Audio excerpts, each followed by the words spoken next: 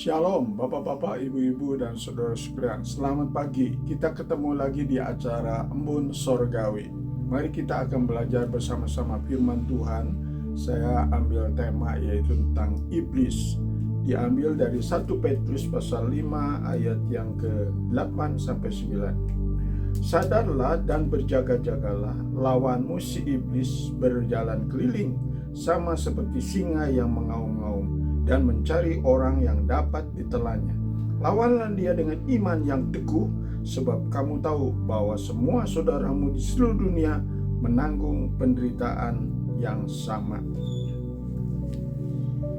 Iblis datang dengan berbagai cara, dengan berbagai metode untuk menggoda, menjerat, merayu, membujuk, mengiming-iming sesuatu, terutama harta benda atau harta dunia fana ini. Ada terkenal bahwa hati-hati dengan 4 akhiran A: harta, berhala, tahta, wanita atau pria. Jadi kita harus berjaga-jaga. Kita bersyukur bahwa Yesus pernah juga mengingatkan kita untuk berdoa dan berjaga-jaga. Yesus sendiri pernah digoda 3 macam, yaitu makanan supaya batu menjadi roti, dan juga kedudukan supaya dia menjatuhkan diri, dan juga kekayaan. Nah, ini dimenangkan oleh karena firman Tuhan yang dipakai. Jadi ini menjadi contoh bagi kita. Kita harus rajin membaca kitab setiap hari dan harus menyelidiki bersama-sama, supaya pada waktu iblis itu menggoda, maka kita akan ingat firman Tuhan, sehingga kita tidak jatuh dan kita tidak terbawa arus, tetapi kita melawan arus, yaitu dengan iman, seperti tadi dalam firman Tuhan, dengan iman.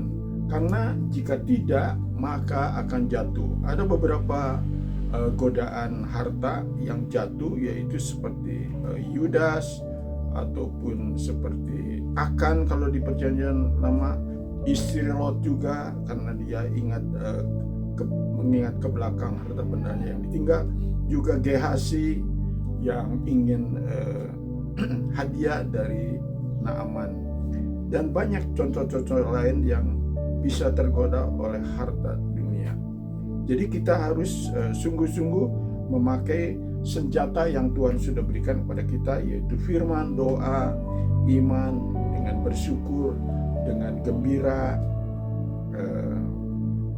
Saya sendiri pada waktu saya tidak bisa jalan mulai dari tahun 91, saya bersyukur karena diberi firman oleh Evangelis Rahman yang biasa khotbah di penjara, yaitu di dalam 1 Korintus pasal 4 ayat 16-18. Jikalau tubuh saya merosot, maka jangan lupa batiniah kita dibaharui dari sehari ke sehari, sehingga tambah mengenal Tuhan, tambah firman Tuhan yang bisa dibagikan, yang bisa disaksikan, dan itu nyata dalam kehidupan.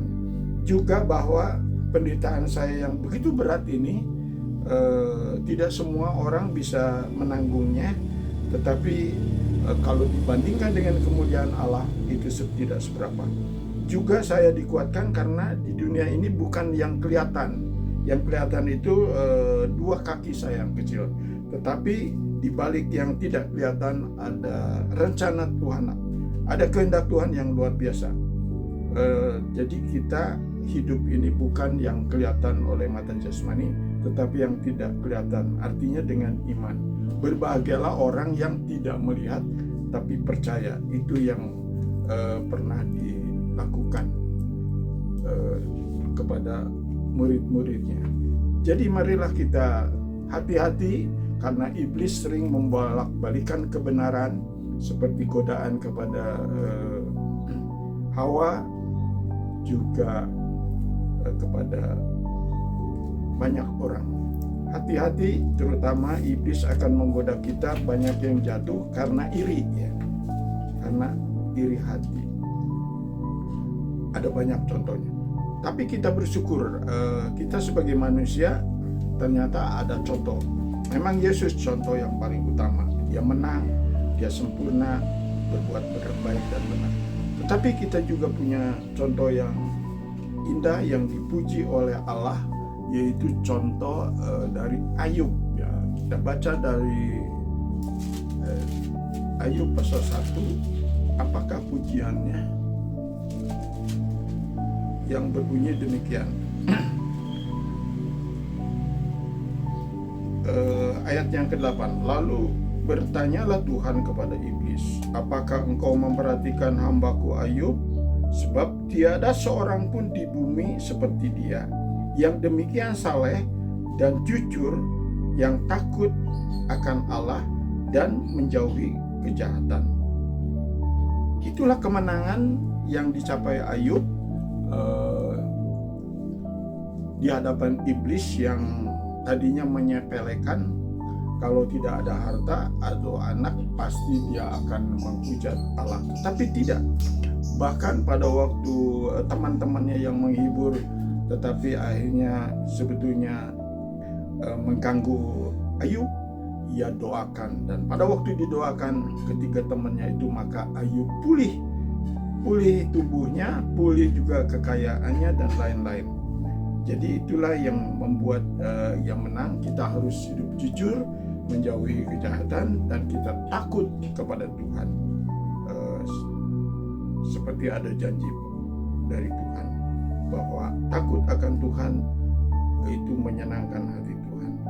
Nah, itulah yang diingatkan kita sekali lagi bahwa Tuhan sudah memberikan banyak perlengkapan. Mari kita pakai senjata itu untuk melawan iblis. Jangan takut kepada iblis, walaupun ada sepertiga dari malaikat banyaknya, tetapi ada Roh Kudus yang akan menolong kita. Lawanlah iblis. Mari kita dengar lagu yang mengingatkan kita.